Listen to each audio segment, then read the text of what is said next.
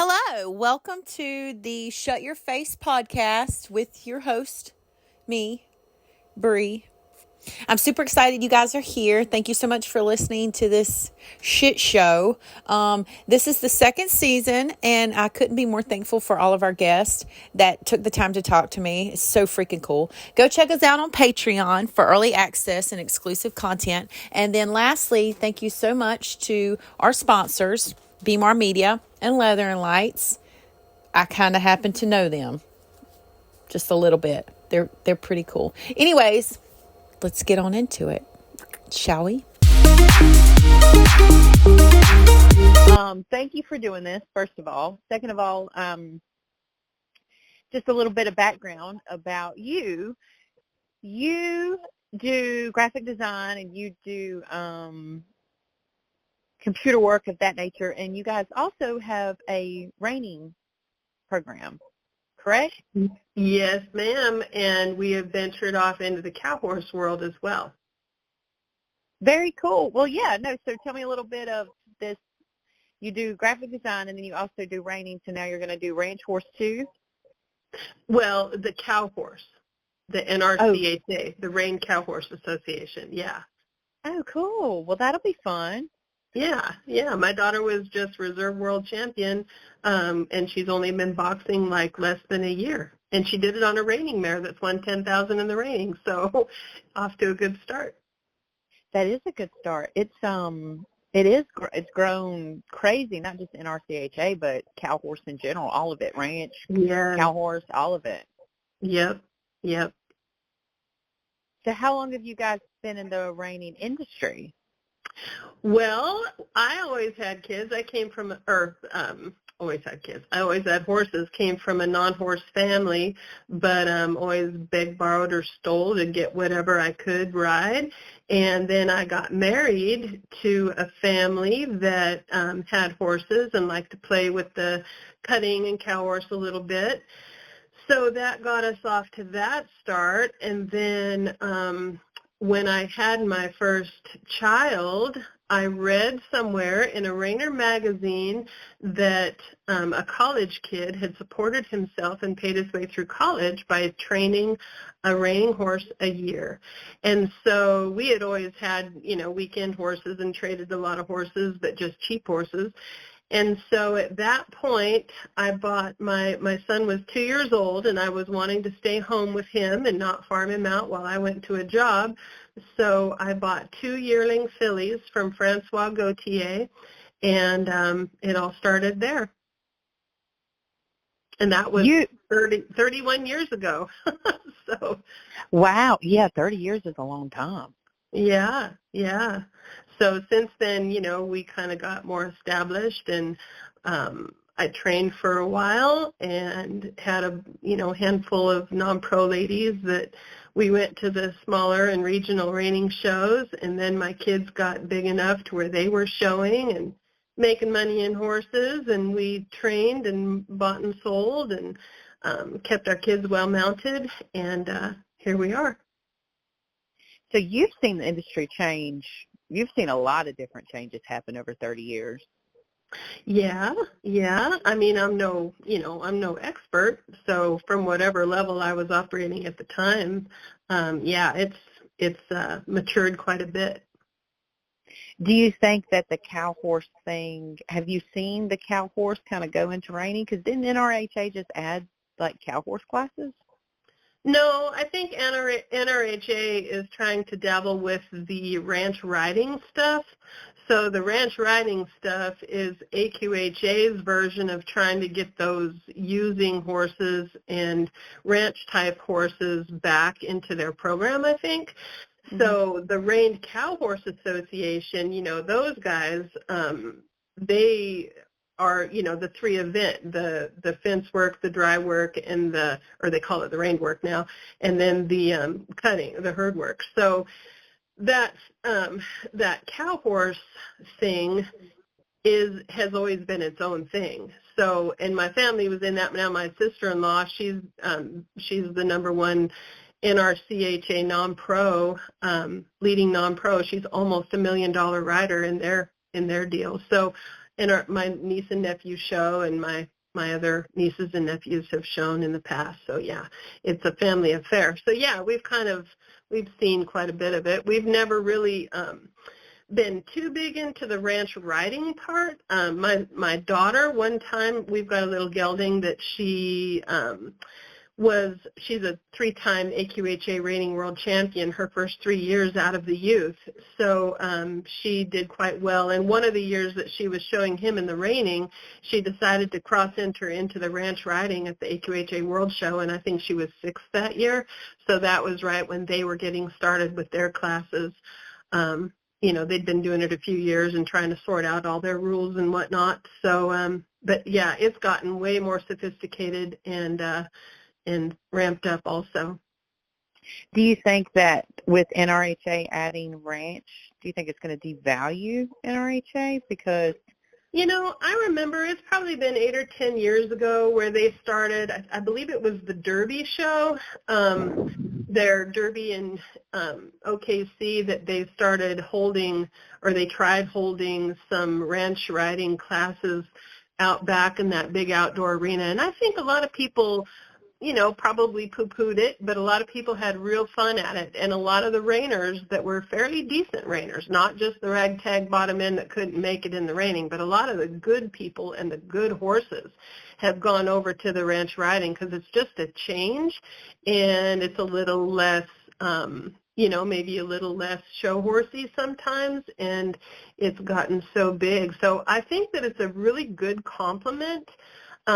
It used to be that kind of the leftovers went that direction, but now I know people are spending good money breeding for them, breeding for the movement, the mind, the overall look. And I think the Ranch Association has kind of lined out some of what they're looking for and got more of a uniform standard than when they first started out as far as judging. So I think it's just a perfect complement to all the other Western disciplines. Well, I meant it in a I didn't mean it like that. I meant it like, NRHA is reining. It's not a ranch association. We have ranch associations. And, once you start seeing everybody dabble into everything else, it's just mud. That's what happens when you mix all the colors. You get mud. So it's like, that's what I was kind of getting at. Like, do you think that it's become too popular to where now everybody wants a piece of that pie instead of like taking care of their own pie? Because now you see ranch everywhere, and it's like, okay. Yeah, from an economical standpoint, I guess. Yeah, I think it's kind of like I talked to somebody the other day, and they said that they had been a hardcore reiner for many, many years, came from a family of reiners and deviated to the cow horse. And my daughter asked if she ever showed reining anymore, and she said no, it's too hard to do both. So I think with the real true blue ranch riding people, I think it's the ranch, I think, has gotten specialized. So I don't think you're going to have the horses that do everything all the time. But as far as value and holding classes at a show to just have fun and lighten things up, I just don't think that's ever a bad idea. So to see they have it everywhere, or to mix and match whatever at whatever horse shows, as show management and warm up in the facilities and all can handle it, I just don't think it's ever a bad idea to let people get a taste of something else and maybe another avenue to market some horses or get new customers or whatever. So I don't know that I would consider it devaluing or muddying it up as much as it's just broadening the world. Gotcha. Yeah, because you can kind of get both answers with that question. Like, I've seen a lot of people see it both ends of the spectrum. They're like, yeah, it's great, la la la, and then other people are kind of like, no, don't add it, da da da da da. So it seems to be kind of like a black and white answer for that. There's never really any gray with it, which I get it. I mean, that's with anything you do. So back to, you guys have been in the reining industry, but you're just now recently going into reined cow. Why did you decide to do that? Well, my daughter, I quit showing years ago when it was more important to keep our kids mounted. So, we can always, we're not overly wealthy people, so it takes something to keep those kids mounted. And so I kind of took the back seat and started, I always helped them ride their horses and keep them trained and whatnot. But we kind of focused on the kids and letting them show. So when my son left home, it was up to my daughter. So she has been showing since she was 8 years old, and I think we moved to Texas, and she went to all the big shows. She's a finalist at the big shows on a variety of horses, and we were doing pretty good, but I think she just needed a little break. And about that time, from the reining, that is, about that time, my sister-in-law was really doing well in the cow horse, and so the family, as a whole was like, hey, come over and try this. And so my daughter was friends with somebody who did the cow horse, and it just kind of was a natural evolution and just a little healthy change. I still love reining. It's still in my veins, and I think we have a horse that we're going to cross back over and do a little reining on. But I think it was just a little interesting to do something different for a little bit and to have horses versatile enough to do, programmed versatile enough to do a couple different things. I think it's just fun. Yeah, it is good for their minds, for the horses' minds to mix it up. Anybody will tell you that, to try to keep them fresh, I guess, in a good perspective of it. Well, and to keep us fresh, too, Yeah, you know what, it does, actually, because I kind of talked about this last week, about how touched on, like you said, your daughter kind of needed a break from the reining. I don't think people quite realize, unless you've shown professionally before, you really hit it hard before, how much strain it can be, not only physically but mentally, for a person to show. It's a lot. Believe that. Yes, I believe that. And especially, you have, I'm not going to pick on my daughter because she's fantastic, but anybody that's had a certain measure of success, and then, like I know in our case, she retired her old standby gelding. And so going from a horse that what you have every time you walk in the pen, that horse, I think in his whole career, which was like a 6-year career, he only came home without a paycheck 2 times. And so when you have a horse like that you can count on, and then you have to go to newer, different horses, the pressure is, I think people put pressure on themselves. And if you're accustomed to being a level 3, level 4 non-pro finalist in all the bigger shows, it is a lot of pressure. And it's a lot of expense. The price of horses has gone up, and what's required has gone up. The quality has gone up, everything. So. Now, back to the graphic design. So you grew up training and showing, that's what you did for a living, and then you ended up going into graphic design, or did you always, that was what you were always going to do, you just didn't know it was going to be horses, or how did that transpire?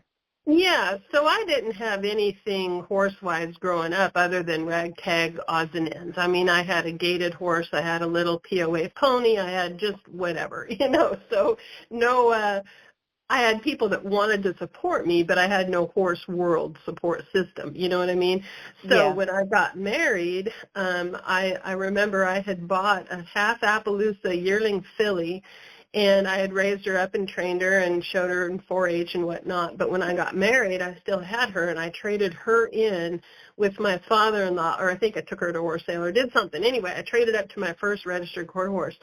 And so I was not training. I've always been an animal, I like to train. I train dogs. I train always think with my horses and try to get them to do as much as they could do. And anyway, being introduced to that show horse world, I just kept trying to trade up. So we've done all sorts of things before my kids were around and before I started the show horse thing. We traded a lot of horses. yeah, we would just see which ones were good and which ones were rotten, and would sift through them and try to, make a buck and kind of pay for things, pay our way. And then when my son was born, that's when I first decided to say, hey, let me try to build a horse or two a year, sell it, and try to make enough money to subsidize my husband's income to where I didn't have to go out and get a regular job.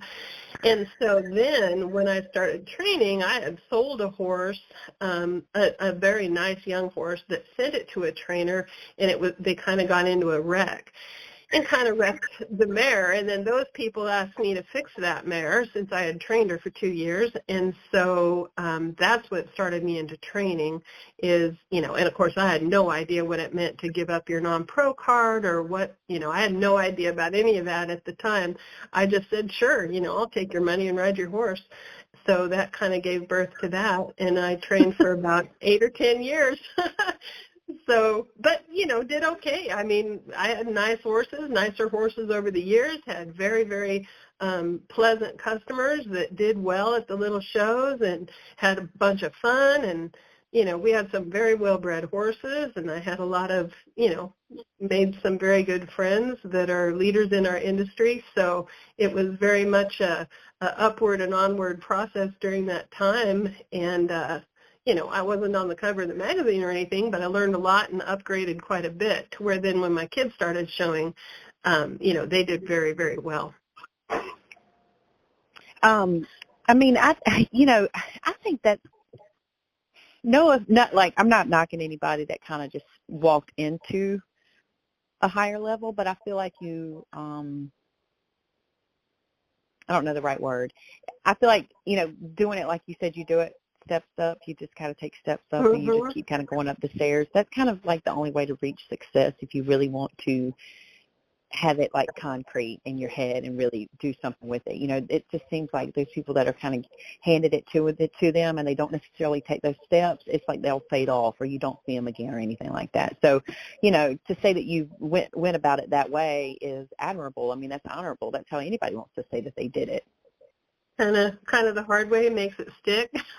Yeah, Hard exactly. way makes you appreciate what you have a lot more. I mean, now we talk about that because our kids, especially my daughter, we were just watching a bunch of home movies about, I found a show run from 1991 that was the very first AQHA show that I ever entered in my life. Was that on VHS? Oh, it is, and we just, my husband converted those as a present for me for Christmas, and so we were just watching them. Anyway, this horse show, it was in Albany, Oregon in 1991. Bob Avila was riding, Todd Bergen, John Slack. I have all this on video, and of course I showed, and my little sister-in-law was 14 or 15 at the time. And so she showed. So, it was really fun looking back to where we started, but my point was my daughter, who came along, I think I had her when I was 32, we were all beyond those cheap, low-end horses at that time, so she's only been around good horses, and so we talk about that as, oh, my word, if you only had to ride what I rode when I was starting out, you would appreciate these good ones a whole lot more. So she's been preached to enough, she does, but yes, there's something to be said for coming at it the long way. Yeah, and you know what? It's a good character build for children to recognize and appreciate what their parents sacrificed to be able to give them. Sit here and say that she doesn't know the hard way. I'm pretty sure she does know the hard way. It's just, every good parent wants to give their kids a good more than what platform they to get great. Yeah, the leg up. Yep. Exactly. So you grew up around horses and your husband did too? My husband did. So his family got horses first when he was about 6, and they didn't know anything, and they started with the drill team and all this and that, all the odds and ends that people do.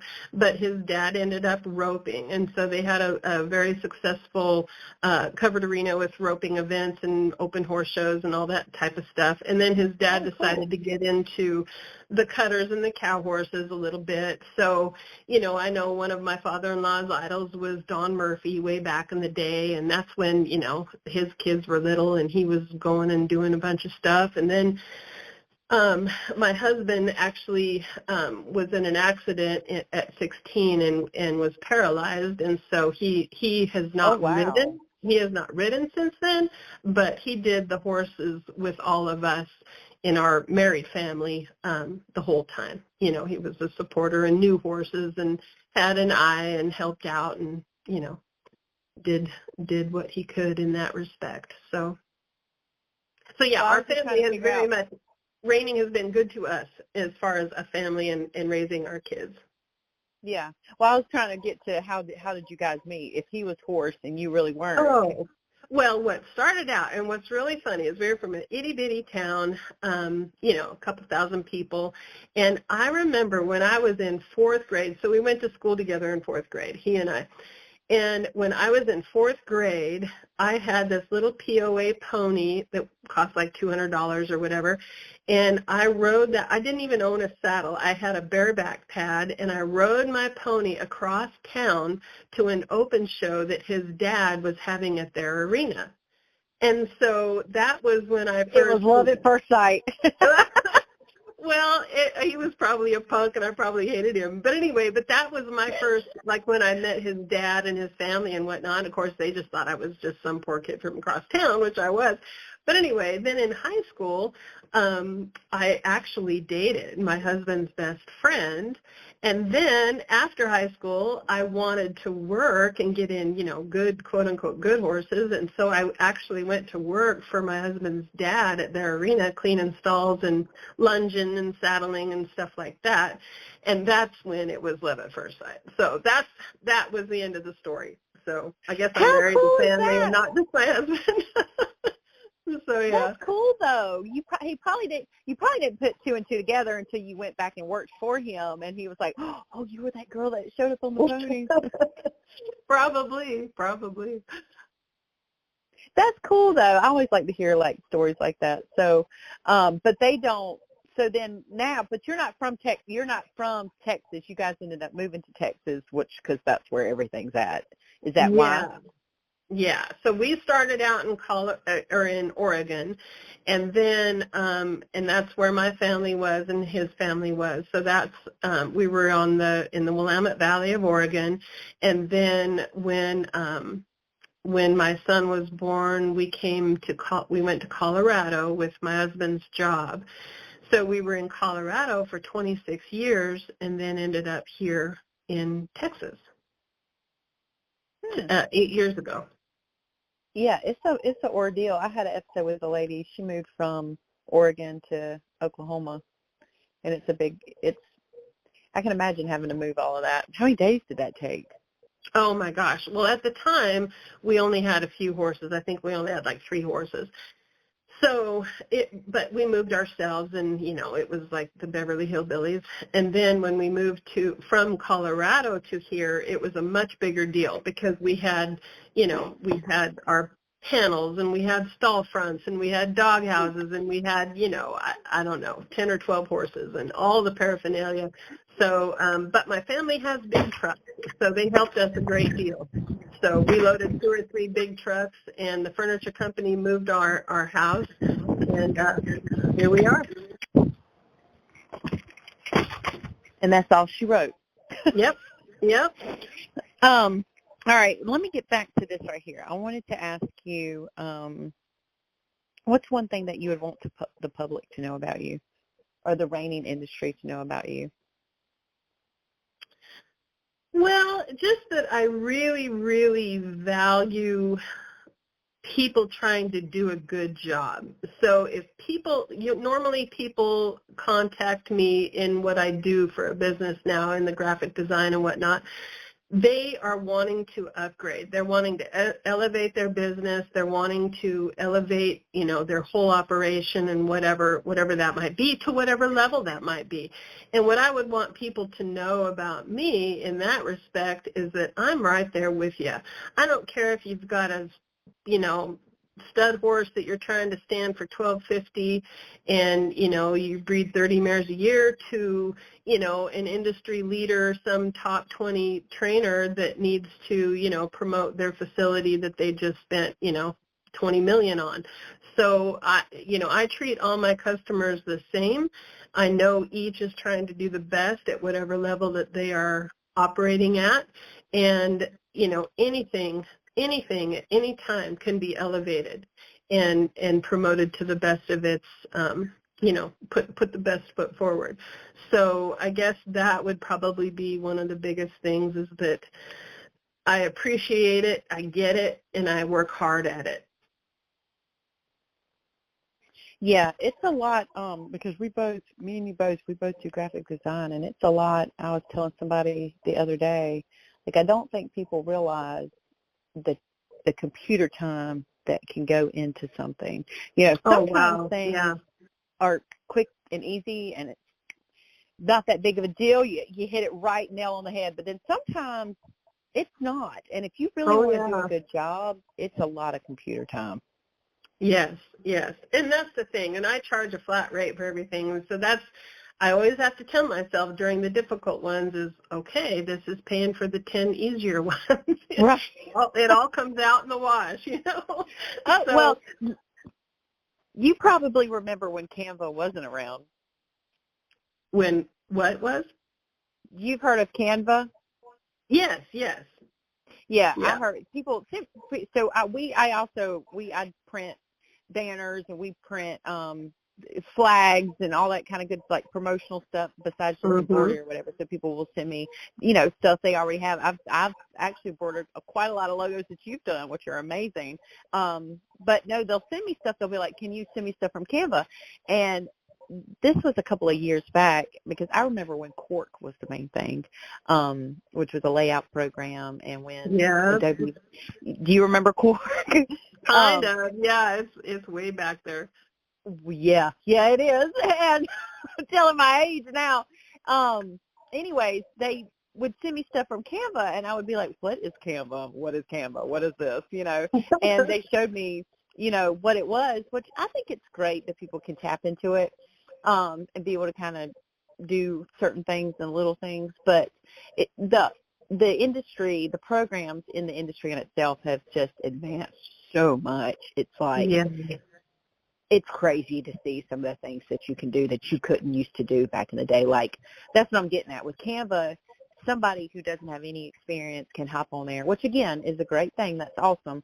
They can hop on there and do some of the stuff that it took people like me and you. I remember learning Photoshop, and just the pen tool in itself, I had to self-teach myself how to do that, to be able to figure that stuff out in those programs. And now they can just do it in like a click, and it's well, but you know what? Every time I get to feeling sorry for myself about that situation, thinking that I'm going to be out of a job, about the time I start thinking that, people send me stuff that they've tried on their own, and they still are just beating their head against the wall, and they need something professional. And so I try not to concern myself with what other people can do on their own or how I might not be needed, because it's the same thing with photography, taking photos. I just took photos a couple weeks ago of a gal who, when I got there to take photos of this broodmare she had for sale, she told me, she said her and her husband had a fight, spent 3.5 hours, never got any, good pictures, trying to take pictures of the stupid mare, and that she should have just paid me to come in the first place. So it's kind of that deal. Some people who are really resourceful and good can get stuff done, but a lot of people just burn their wheels and chase their tail and end up coming to me anyway, or you, or somebody like us, So I try not to let it concern me too bad. Yeah, no, I think it's great. It doesn't bother me at all, because it's just kind of circles back around to what you were just saying.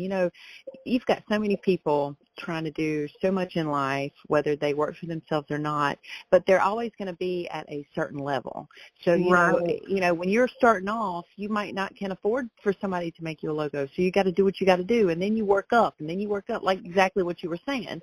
So there's always going to be those steps in life with people. So no, I just thought it was interesting. I brought it up because I think it's cool to see how much the industry has changed. Like these kids don't realize how easy they have it with Canva. Is what I'm trying to say. It's like,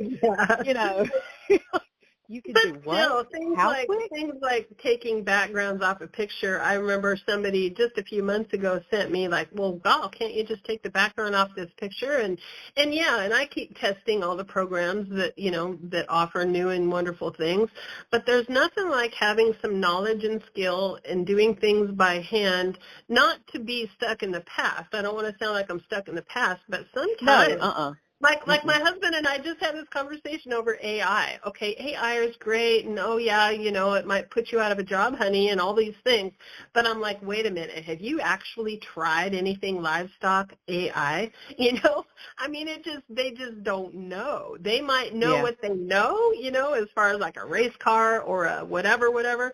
But I mean, they'll put 5 legs on a horse. They'll put, I mean, it's just a train wreck when you're talking about animals sometimes. So, yeah, I try not to lose sleep over that. Well, yeah, no, AI, I've talked about this once, but not enough, actually. It's funny you brought it up.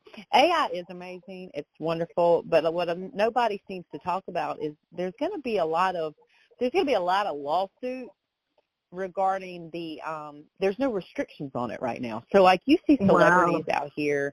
You see, like, these people create these pages, and they'll make these celebrity photos, and they'll make this stuff like that. Well, they're going to pick the wrong your average Joe Blow can't afford to attack them, but they'll pick the wrong celebrity who's going to sue them, and, for making these photos. There's like, no, there'll have to be some type of restriction on it, some way, shape, or form. It's going to have to be. I'm sure it'll evolve and it'll work itself out. So yeah. But it's just so cool to see the way the industry just changed. Like, you don't think things are changing when you're living in the moment, right? Until you're like past that moment, and you're years later, and you're like, oh wow, that's how we used to do it. I know. Yeah. So, what's one of the things that you think the reining industry has kind of kept solid throughout the years, or what's one of the things that you think has changed for the good that the reining industry has kind of tried to adapt and conform to elevate itself over the last 30 years that you've been in it?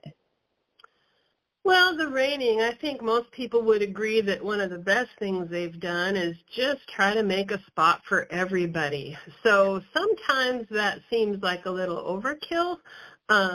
I've had opportunities to be on the eligibility committee of NRHA in the past, and we've had those conversations, and just, in the business end of it that we've, experienced over our livelihood. But I think they've really done a good job, and I think the numbers have supported it. So just when people are saying, oh my gosh, you're going to split entries and split monies and blah, blah, blah, then the entries end up supporting it and making it work. So I think the NRHA as an association has done a pretty good job making sure that it's attractive to a variety of people on whatever horse they can afford to come and participate.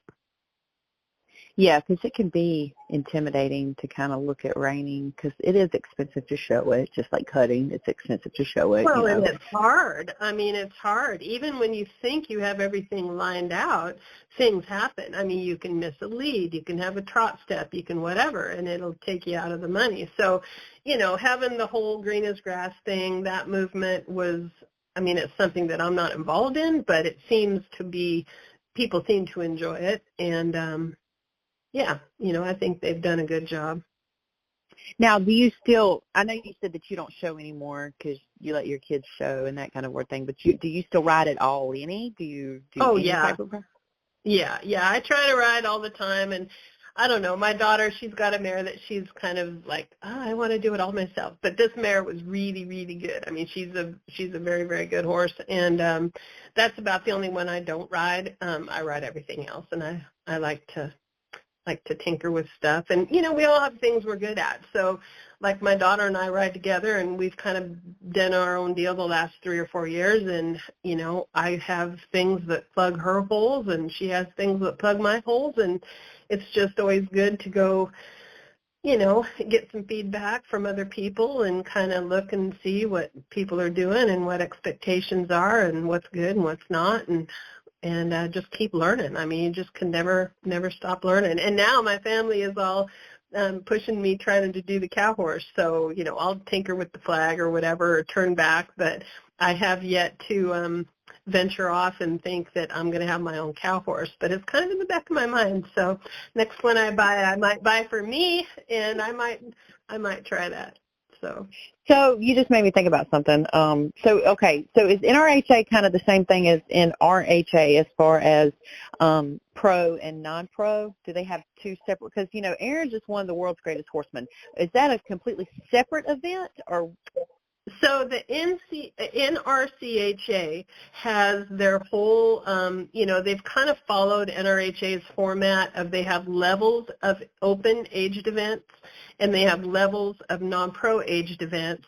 And then their introductory version of like our reigning rookie, their introductory version is the boxing.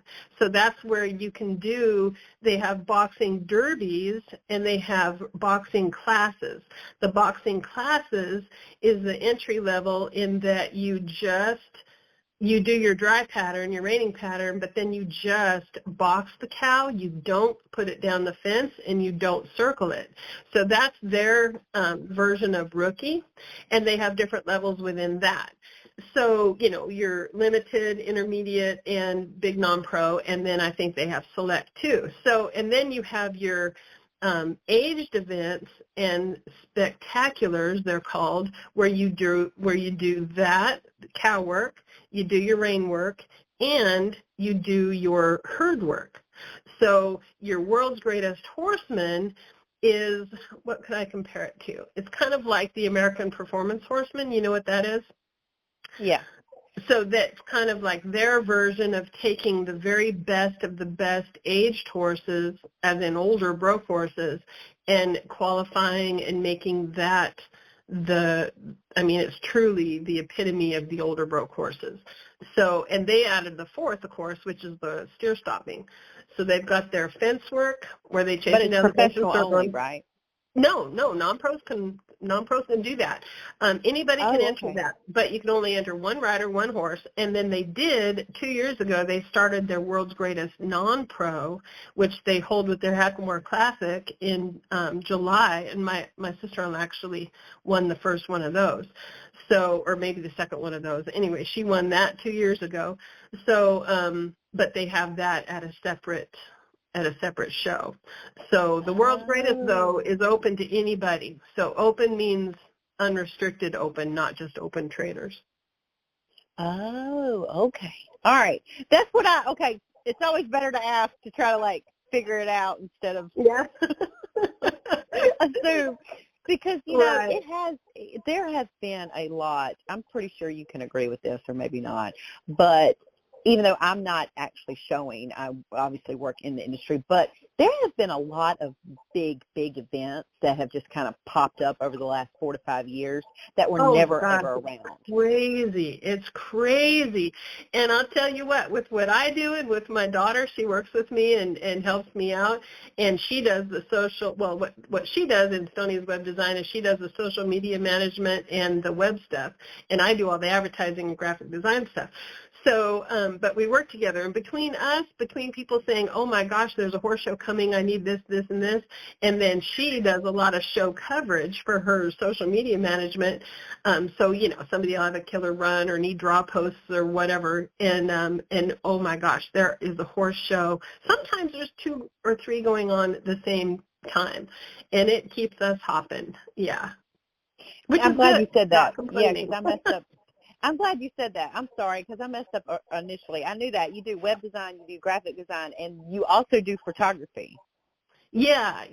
Yep. And my daughter does the social media stuff. Very cool. Yeah. Okay, so I knew we all do that. everything. Do what? I said we do everything. You know what? You're preaching to the choir. I get it. Yeah. But I don't do web design. I don't do web design. I don't get any of that type of stuff. Which that's cool that you guys are able to do that. But because when I say graphic design, you say graphic design, and then in my head, without actually coming out of my mouth, is everything that you think is associated with it. Like print, web, photo, all that kind of good stuff, papers, and everything. Well, that's No, good though. we just did the design work though. We don't do any actual production. Of the website. Well, the website we get. I mean, it's a turnkey finished website when we're done. But as far as like, say, I do a stall pop up, I do the design for it, and then I send you to go order it yourself to have it built. Or a dry erase board, I design it, send you the camera ready file, and then I tell you where you can order it, and you order it yourself. I'd rather not do the design. I would rather just Cool. do the actual, have it made. Yeah, and I can't abide by ordering for people. I don't want to be the secretary. I want to give you the art and you go do it. Yeah, not me. So yeah, perfect match. Yeah, this is what when somebody asks me for a logo, because I don't do print ads. I did print ads for 10 plus years in real estate graphics, and I'm wrong with it. But you know what I'm saying. Anyways, I will do a logo every now and then, but I have a certain style I want to stick to. I don't want to derive off of that. So I'll ask them. I'll be like, can you show me what you want it to look like? And when they show me something that looks like what you would do, I'll be like, this is who you need to call. Cool. Well, thank you. Thank you. Because I would rather be on the other end of it. I would rather be on the I would rather them send me your logo you made and I put it on a hat or I put it on a sheet or something, or I would rather do the other end of it. So that's well, that's perfect. Yeah, that works. Yeah, because I mean, that's funny we're talking about this because this is probably something that doesn't get talked about a lot. You know, when it comes to creative work, whether it's graphic design or logos or whatever have you, but whatever is creative oriented, people don't understand that there is no competition in that field as far as I'm concerned. It's what the customer likes. Like you have a style, and if that customer likes it, then that's what they like. It's not a worse, better, side, left, right. It's not. It's just what they like, and I can appreciate that. But that said, like I always preach to my daughter, stretch yourself. You know, I always look at, like I'll go a few months or a year or whatever, and I'll be, oh my gosh, you're in a rut. So I always try to look at other people's work. I try to look at regular magazines. I mean, whatever, car magazines or house magazines or whatever, just to try to get some different ideas and just to stay fresh. Yeah. Because a lot of times people put you in a certain category or a certain field, and your tendencies may certainly lie there, but it doesn't mean you're not capable. So like I just did a political flyer for a friend that I have in Colorado, and it's like, wow, it was kind of fun to do something totally away from the regular stuff that I do. So I like to kind of try to stretch myself. Yeah, just like horses, you got to keep yourself fresh. Yep. But I mean, like overall style. Like there's this girl I work with. She does realistic drawings. I can't do realistic drawings. Right. I don't. But she can. She can't work on the computer, so it works out great. Yeah.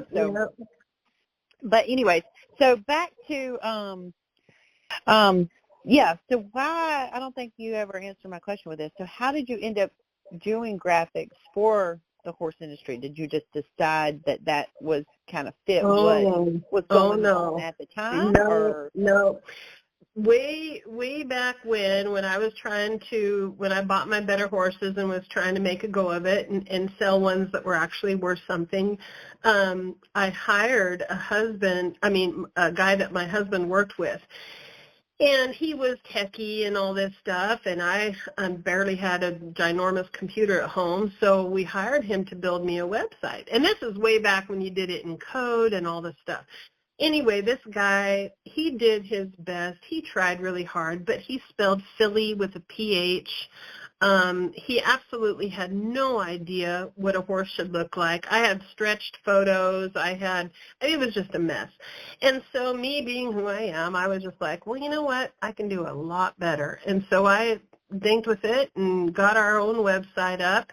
And then as I sold horses, and I brokered a lot of horses for a lot of trainers where we were, because it was off the beaten path, not Texas and Oklahoma and not anyway, when I was doing all that, I just, people went to my website, and I kept up on it. That's the biggest thing, is I kept up on it, and I answered people, and I kept content fresh, and I had horses sold that were marked sold, and I didn't have a weanling picture for a 4-year-old, I just kept up on it.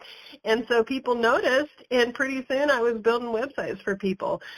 So it just it was something that I did on the side, because at the time, I went, at least 15 years there where I was riding between 12 and 20 horses with my kids and stuff. So it was something I did on the side. But as things tapered off and we kind of got to showing the better horses, fewer shows, more major events, I did it more and more. And then, of course, we moved down here, and we were riding with a lot of we don't have an indoor where we live, so we would go and ride with all the friends that we've made over the years, and they'd ask me about different things, and just did a lot of elbow rubbing since we've been in Texas, and my business has just expanded in a crazy way, but just like all the horse industry. So it's just been a really good time. Do you think that that's like, because I've talked about that before, how Texas and that whole central area, Oklahoma, Texas, kind of just that whole little valley right there, it's where people end up going. And I actually had Billy Smith on here like last year, and he touched on it a little bit about how, it's weird to ask. Let me back up. You've got great horses like in Pennsylvania. You've got great horses in Washington, in California, in Florida. Florida's huge cow horse country. And to ask people to travel all the way to Texas for the big shows, it's almost like going to weed itself out if the idea or the probability of not wanting to kind of get out of that box that's been set for the entire industry. Like the whole, not just reining, cuttings out there, ropings out there, barrels and everybody, that's what everybody thinks. So do you think that maybe in the future it would be beneficial for the horse industry to step out of that box, or do you think people are just going to keep flocking there as it is? Like you say, there's a healthy market in any pocket of the United States you can think of. And then often, I was just watching a video during a webcast where Silver Spurs Ranch has a futurity money or incentive money up for a Guadalajara Classic reining event. So, so the horse industry is healthy everywhere. Yeah, but where is that? It's in Oklahoma, right? No, Guadalajara, Mexico. Yeah, they were. Yeah. So what my point is, and I know a lot of my friends, that are judges, they judge all over. So my point is, I think that like you say, quality is everywhere and anywhere. But I just think that this area, and I didn't realize it until I moved down here, because we would always like come down here a week or 10 days before a major event and ride with friends. So, we had a lot of connections, and a lot of people were very generous with their time and facilities. But until I moved down here and we kind of spread ourselves around, we never want to overstay our welcome, but, we're not, we're buying the occasional horse, but it's not like we have horses in training and are locked into anyone's program. We just show up. Brian Bell, Jonathan Baruch, you name it. We just go there, use their dirt, and kind of travel around, and all the big guns down here. And so we never really realized how much everything is elevated. And then, like you say, Decatur, Texas is 20 miles from me, where my husband works. That's the rope horse, rope horse central. You pick the top 20 ropers, and half of them, if not more, are right there in Decatur. So, the vets, the breeding stuff, the rehab stuff, everything is just right here in this region. So I just don't think that it's ever going to not be that. It's just in the cow horse, for an example, a lot of the big cow horse trainers have come here from varying places in the world, and it's just elevated everything. So I just don't think it's ever going to not be that way. Not to say that it's not great everywhere else, but when you surround yourself with others that are at the forefront of the industry, you are going to yourself be elevated. So it just rubs off. Yes. No, I meant like location in a location sense, like, because that's what I was trying to get at, because you've got a lot of great people, a lot of great horses that aren't in that little valley area, and that's what kind of me and Billy were talking about, like, to try to cater to other parts of the country is something to keep in mind when you're keeping an industry at a growth rate that it's been, because all of it's kind of grown over the last couple of years, and to expect people to drop what they're doing and travel all the way to just one centralized place. Oh, I get you. Yeah. Well, but look, and I mean, they have premier events in Florida and in Tennessee and Kentucky. Ohio, of course, still has some big events. The NCRHA up there, North Central, in Minnesota is still holding its own. Colorado still has their Rocky Mountain Summer Slide. It's, I mean, yes, I think, from what I do everything on the computer, so it doesn't matter where you're just, if you're in close proximity or not. So, but yeah, it's nobody is less important than anyone else. It's just when you are here in the heart of it, you feel it. Yeah, that's what I was trying to get at. If they weren't going to move the heart a little bit, because the heart's kind of now it's going to die down a little bit because Yellowstone's off of the air and it's not going to get as much hype. Do you think, actually going into that really quick, do you think Yellowstone had a big impact on the industry or no? I've talked to a couple of people that kind of said it didn't. Oh, no. I just think there's no denying it. It was crazy. I didn't myself watch it. There were some things about it that I couldn't do, but what Taylor Sheridan himself has done to our industry with the events, the Run for a Million, coupled with the Yellowstone deal, coupled with the whole Teton Ridge deal. I mean, yeah, to me it's silly to say that it didn't have a huge impact. I've heard that, because I thought the same thing when they said it. They were like, no, I don't think it had and I'm like, are you serious right now?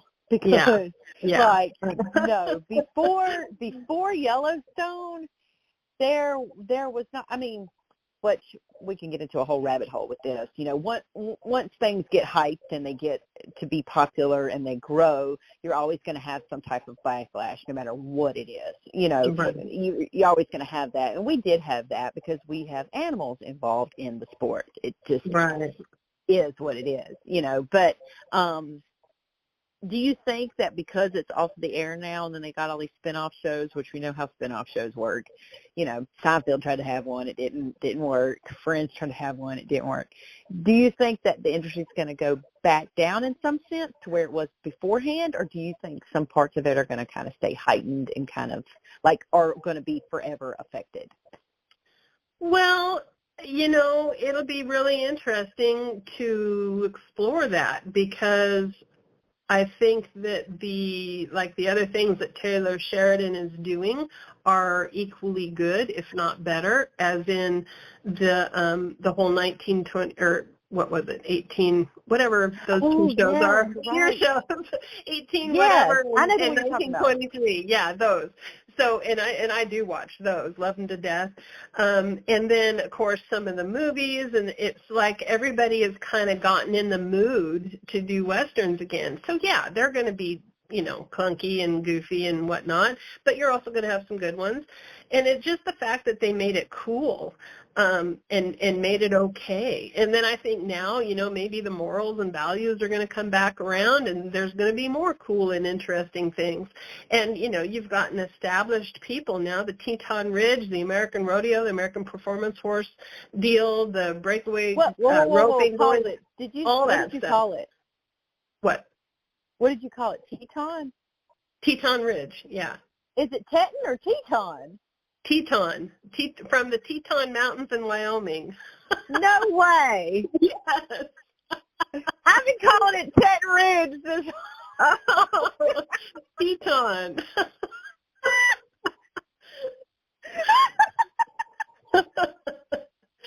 Oh my. That's funny. No, I'm sorry. I'm glad you just said that because now it's corrected for anybody else that calls it Teton. That's funny. Teton. How cool is it? Oh, well, I mean, there's actually a reason why it's called Teton, though. Okay, so nobody knew that. Okay, so sorry. That's okay. That's okay. But no, you just have, you have all these people infusing enthusiasm and money and interest and coverage and all this stuff. I mean, to me, the RFD guy is who started it all. And before him, it was Donnie Gay. I mean, I remember before I even had my kids that we would do the Mesquite Rodeo. You know what I mean? So there's been so many instrumental people over the years that have put their little, their little shot into the mix. So it's fun to see. But I don't think it's going to go away. I mean, it might have its ebbs and flows, but I don't think it's going to go away. Yeah, no. I think it's definitely been it's not going to stay like high up, obviously. Nothing does, but I do think it's forever changed. And they are talking about, so the shows that you watch are completely separate shows.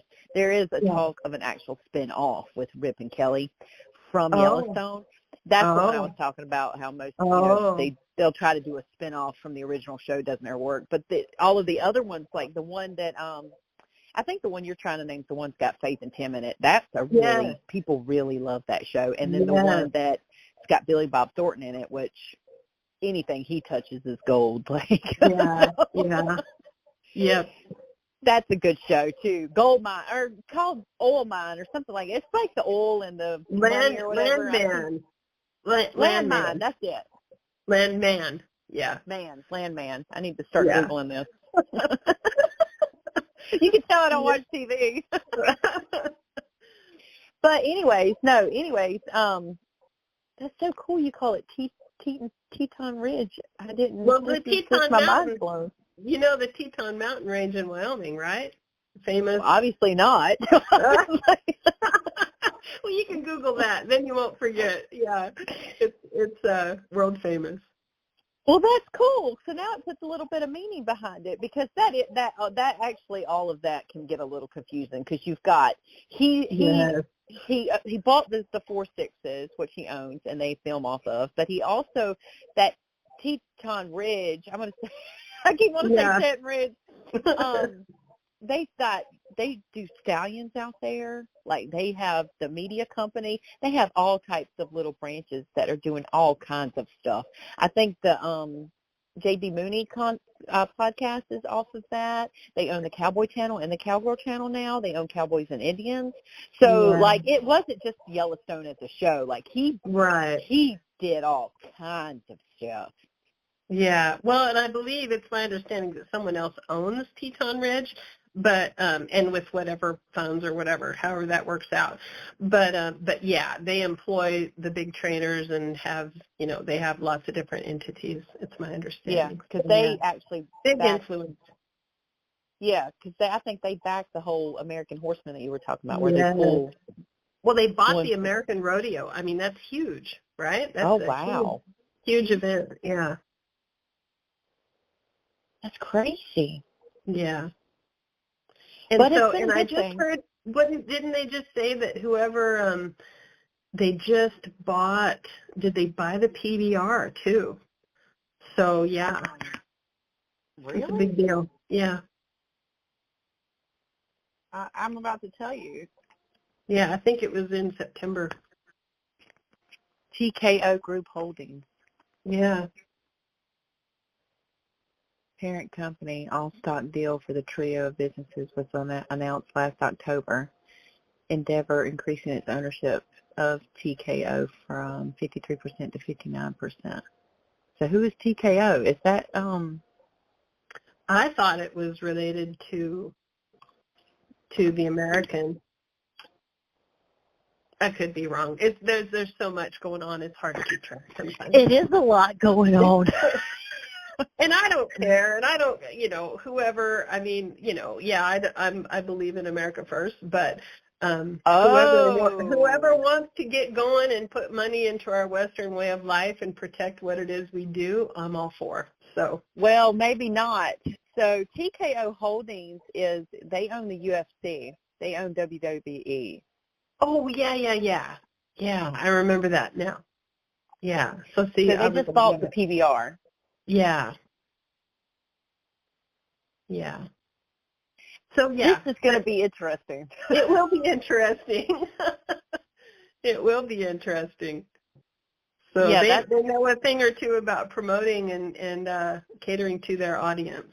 So yeah. Well, yeah. I mean, like, what's his name?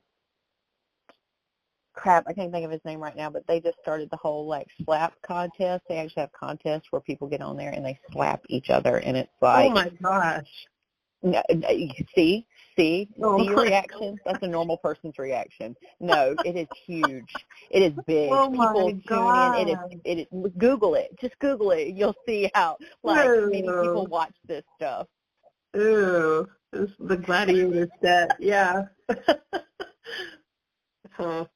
So it's the whole entertainment business is almost like, you know what, you can't put nothing past anybody because most anybody will be willing to watch anything. Oh, isn't that crazy? Yeah. That is crazy. So just to kind of wrap things up a little bit here, I got one more question for you. As far as what is one thing that kind of makes you proud to be a part of the reining industry specifically? Well, it's just that I just want to encourage people, and that's the thing. I always read posts on Facebook where somebody is starting out, doesn't have a lot of money, doesn't have the knowledge, feels less than, and all that stuff. And I just want to encourage people that you don't have to be a mega millionaire. You don't have to have a 75 horse. You just don't have to. You can do this. I mean, I did it. I made a living. I made good money. I traded up, made my kid a world champion 3 times, and she just was reserve champion boxer at the Cow Horse World Show. I mean, my sister-in-law. Congrats to her. Well, yes, of course. And my sister-in-law, I just answered somebody this morning, hey, I need your Cinderella story. I need to stay motivated because I'm not cutting it in the cow horse deal. And so I told my sister-in-law a story. Yeah, she was raised with horses, but not the kind that she's riding now. And she doesn't have a sugar daddy. She doesn't have a fancy facility. She hasn't had lessons. She didn't ride with a trainer. She builds her own, does her own, funds her own. She just has traded up and kept learning and never quits asking questions and never quits trying. And that's what we did with our kids, with myself, with my business, even my web design business. I just want to encourage people that, I mean, there's going to always be people that just sit back and always gripe thinking somebody else had that silver spoon. But you know what? Oftentimes it's just a well-used shovel. And the people with the shovel can get a lot done if they use that shovel. So that's probably my biggest thing, is I just want to encourage people. Yes, I think that's an amazing thing because you're right. Most people just pass judgment before nobody asks questions. I can tell you that right now. They just whine. They just pass they judgment. just whine. Yeah. And that's probably it. They watch and they assume, they're like, oh, okay, well they got this easier. They did this or they did that. And nobody really asking any questions because nobody really cares. But it's just like, if you take the time to hear people's story and kind of, this is one of the reasons why I even started this whole podcast was, judgment was passed on me and rumors and stuff like that.